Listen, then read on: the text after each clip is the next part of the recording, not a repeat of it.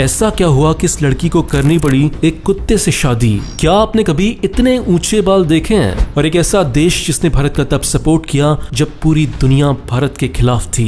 अगले 5 मिनट में आपको इन सवालों के जवाब और ऐसी शॉकिंग फैक्ट्स जानने को मिलेंगे, तो देखते रहिए वीडियो लास्ट तक। बात है झारखंड की एक लड़की की जिसका नाम था मंगली मुंडा। इसकी उम्र थी 18 साल और ये शादी करने वाली थी, लेकिन गाँव वालों को मानना था कि इसकी किस्मत बहुत खराब है और जिस भी परिवार में ये शादी करेगी उस परिवार का नाश हो जाएगा। और अगर इस चीज से बचना है और बुरी किस्मत को दूर भगाना है तो लड़की को पहले शादी करनी पड़ेगी एक कुत्ते से। बहुत बढ़िया। जब मंगली से पूछा गया कि आपको कैसा लग रहा है कुत्ते से शादी करते हुए, तो उसने कहा कि अच्छा तो नहीं लग रहा होगा, लेकिन इससे मेरी किस्मत बदल जाएगी तो कर लेते हैं। तो इसलिए मैं बोलता हूँ कि जब तक गाँव में एजुकेशन नहीं पहुंचेगी, लॉजिकल थिंकिंग नहीं बढ़ेगी, तब तक ऐसे उल्टे सीधे काम हमारे गाँव में होते रहेंगे। फैक्ट नंबर 9, आपने आजकल ऐसे बहुत सारे लड़के देखे होंगे जिनके बाल तीखे रहते हैं लेकिन एक लिमिट में रहते हैं, लेकिन इस बंदे ने तो सारी लिमिट ही क्रॉस कर दी। इस बंदे का नाम है जोसेफ क्रिसमोर, रहने वाला है यूएसए का। इस बंदे के बाल सीधे खड़े हुए हैं 108 सेंटीमीटर ऊंचाई तक, खतरनाक। और इन बालों को बनाने के लिए ऐसे सलून में घंटों घंटों तक बैठा रहना पड़ता है, लेकिन फिर भी ये ऐसा करता है क्योंकि अगर वर्ल्ड रिकॉर्ड बनाना है तो ये करना पड़ेगा। फैक्ट नंबर 8, ये किस्सा बहुत इंटरेस्टिंग है। बात है मेक्सिको की, साल था 1973। तब एक ट्रेन जा रही थी डायनामाइट से भरी हुई, लेकिन अचानक से वो ट्रेन बेकाबू हो गई और वो ट्रेन उस एरिया में जा रही थी जहाँ पर बहुत सारे लोग रहते थे। तब उस समय एक बंदा था जीसस गार्सिया नाम का,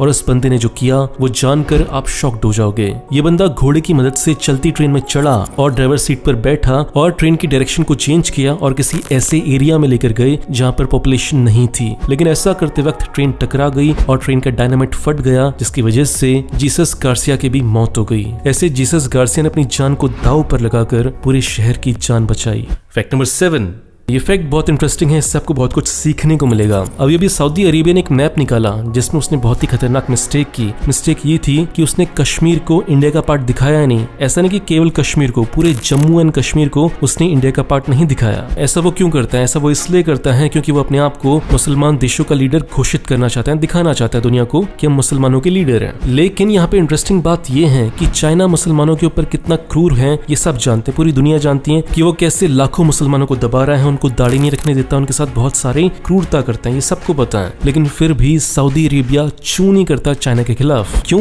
क्योंकि चाइना बहुत पावरफुल देश है। तो ये तो थी देशों की बात, लेकिन इससे हम क्या सीख सकते हैं? हम ये सीख सकते हैं कि जब तक लाइफ में आपके पास पैसा और पावर रहेगी, किसी की दम नहीं होगी आपके खिलाफ आवाज उठाने की। लेकिन जैसी दुनिया ये भांप लेगी कि आप थोड़े से कमजोर पड़ रहे हो पैसे और पावर में, तो आपके खिलाफ आवाजें उठना शुरू हो जाएंगी और लोग आपको दबाना शुरू कर देंगे। सुनने में कड़वा लग रहा है लेकिन सच है, हम आज भी जंगल के नियम और कानून के हिसाब से जीते हैं। फैक्ट नंबर 6, अभी अभी हमें एक ऐसा एस्टेरॉइड मिला है जो पूरी धरती से भी ज्यादा अमीर है। मतलब पूरा का पूरा पैसा जो इंसानों ने बनाया है आज तक, उससे भी ज्यादा वैल्यू का ये एक एस्टेरॉइड है। कैसे? इस एस्टेरॉइड का नाम है 16 साइकी। ये पड़ता है मार्स और जुपिटर के बीच में, और एस्टेरॉइड पूरा का पूरा मेटल्स से बना है, और ऐसे मेटल्स जो बहुत महंगे होते हैं। गोल्ड, सिल्वर, आयरन, निकल सब कुछ है इसके अंदर। वो सारे मेटल्स जो आज की तारीख में हम यूज करते हैं स्मार्टफोन्स में और सारी टेक्नोलॉजीज में। और इसीलिए साल 2022 में नासा और स्पेसएक्स मिलकर इस एस्टेरॉइड के पास जाने वाले हैं। अब ये सोच के खुश मत हो जाना कि एस्टेरॉइड से सारा सोना हम धरती पर ले आएंगे और सारे अमीर हो जाएंगे, ऐसा होता नहीं है। फॉर एग्जाम्पल, आज से 500 साल पहले जब इटली देश ने साउथ अमेरिका की खोज की थी, तो वहां पर वो गया और उसने वहां के सारे लोगों को मार दिया और वहां से सारा गोल्ड सिल्वर निकाल कर अपने देश में ले आए। इससे इटली के सारे लोग अमीर तो नहीं हुए, लेकिन जो गोल्ड और सिल्वर का रेट था वो बहुत तेजी से नीचे गिर गया। फैक्ट नंबर 5, कैसा हो कि आप सुबह उठो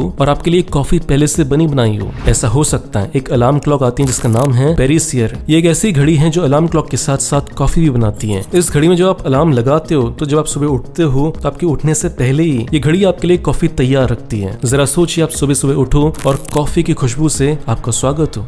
फैक्ट नंबर 4, पूरी ह्यूमैनिटी को, पूरी इंसानियत को इस इंसान से थैंक यू बोलना चाहिए, और इस इंसान का नाम है जोनास सॉल्क। और थैंक यू इसलिए बोलना चाहिए, जब पोलियो बहुत खतरनाक तरीके से पूरी दुनिया भर में बढ़ रहा था तो इसने वैक्सीन निकाली थी पोलियो की, और इस वैक्सीन को बेचकर ये कम से कम $7 बिलियन कमा सकता था, यानी लगभग 50,000 करोड़ रुपए कमा सकता था, लेकिन इसने नहीं कमाए। इसने वो वैक्सीन पूरी दुनिया को फ्री में दे दी। फैक्ट नंबर 3, इंडिया में एक बहुत ही अजीब और गरीब कानून है। क्या कि अगर आपको शादी करनी है तो आपकी उम्र होनी चाहिए 21 साल, लेकिन अगर आपको कोई बच्चा अडॉप्ट करना है तो आप 18 साल की उम्र में कर सकते हो। मतलब कि 21 साल तक खुद की शादी नहीं हो पा रही वो ठीक है, लेकिन 18 साल से 21 साल के बीच में आप एक बच्चा अडॉप्ट कर सकते हो। फैक्ट नंबर 2, ये किस्सा है वर्ल्ड वॉर 2 के टाइम का, जब नाजीज ज्यूस को मार रहे थे। उस समय जब 20 ज्यूस नाजीज से भागते हुए इटली देश में गए तो इटली के एक डॉक्टर ने उनकी बहुत ही इंटरेस्टिंग तरीके से जान बचाई। कैसे? जैसे ही नाजीज उन ज्यूस को पकड़ने के लिए इटली देश के अंदर आए तो इटली के डॉक्टर ने बोला कि इन 20 ज्यूस को एक बहुत ही खतरनाक बीमारी हो गई है, सिंड्रोम के नाम की, और जैसे ही आप इनके कांटेक्ट में आओगे